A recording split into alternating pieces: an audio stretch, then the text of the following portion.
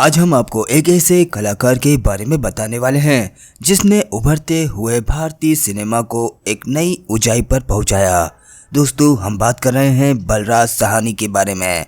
बलराज साहनी, जिनका जन्म 1 मई 1923 को पाकिस्तान, जो कि उस वक्त भारत का ही हिस्सा हुआ करता था, पाकिस्तान के रावलपिंडी इलाके में हुआ।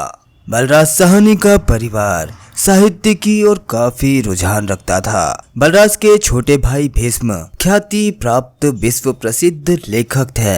आज की फिल्मों में चरित्र अभिनेता के तौर पर नजर आने वाले परीक्षित साहनी के वो पिता थे। बलराज साहनी ने भारतीय सिनेमा को काफी योगदान दिया। बलराज साहनी सिनेमा के उभरते दौर के साथ ही उभरे। दोस्तों, बलराज साहनी की अगर प्रमुख फिल्मों की बात की जाए तो 2 बीघा जमीन, धरती के लाल, हम लोग, गर्म हवा, सीमा, वक्त, कठपुतली, लाजवंती, सोने की चिड़िया, घर संसार, सट्टा बाजार, भाभी की चूड़ियाँ, हकीकत, 2 रास्ते, एक फूल 2 माली और मेरे हमसफ़र जैसी फिल्में बलराज साहनी के खाते में दर्ज है। अगर शुरुआती दौर की बात की जाए तो बलराज साहनी ने लाहौर से अंग्रेजी साहित्य में MA की डिग्री हासिल की। उसके बाद कुछ समय तक वे रावलपिंडी में अपने पारिवारिक कार्य में व्यस्त रहे। 1930 के दशक में दमयंती साहनी से विवाह करने के बाद दोनों पति पत्नी शांति निकेतन में गुरुदेव रविंद्रनाथ टैगोर के विश्व भारती विश्वविद्यालय में चले गए। यहाँ पर बलराज साहनी हिंदी एवं अंग्रेजी शिक्षक के रूप में कार्य करने लगे। उनकी पत्नी दमयंती साहनी ने भी यहीं पर अपनी विद्या आरंभ रखी।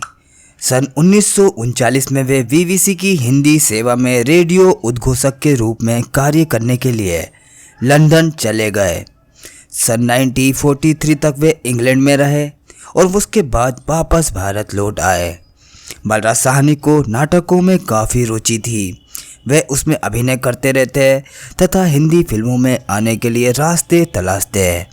33 वर्ष की आयु में उनको सबसे पहली फिल्म इंसाफ मिली। उसके बाद धरती के लाल, दूर चले, ये सारी फिल्में एक ही सन यानी कि 1946 में प्रदर्शित हुई। बलराज साहनी एवं उनकी पत्नी दमयंती साहनी ने धरती के लाल नामक फिल्म में काम किया।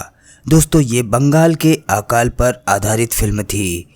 इस फिल्म को सोवियत रूस में प्रदर्शित किया गया और वहां पर उनकी काफ़ी तारीफ भी हुई। अपने 25 साल से भी ज़्यादा के फिल्मी कैरियर में बलराज साहनी ने 100 से भी ज़्यादा फिल्मों में अभिनय किया। फिल्म जगत में उनकी मुख्य पहचान एक कुशल अभिनेता के रूप में हुई। 1957 में प्रदर्शित फिल्म लाल बत्ती का बलराज साहनी ने निर्देशन भी किया। और दोस्तों, इस फिल्म के लेखक, पटकथा, संवाद सभी बलराज साहनी के ही थे। फिल्म के नायक की भूमिका भी उन्होंने ही अदा की और फिल्म में नायिका थी माला सिन्हा। बलराज साहनी एक अच्छे लेखक भी थे। उनकी लिखी किताब मेरा रूसी सफ़रनामा के लिए उनको सोवियत लैंड नेहरू पुरस्कार प्रदान किया गया। उन्होंने मेरी फिल्मी आत्मकथा नाम की एक पुस्तक और लिखी। भारत सरकार ने 1969 को बलराज साहनी को पद्मश्री से सम्मानित किया।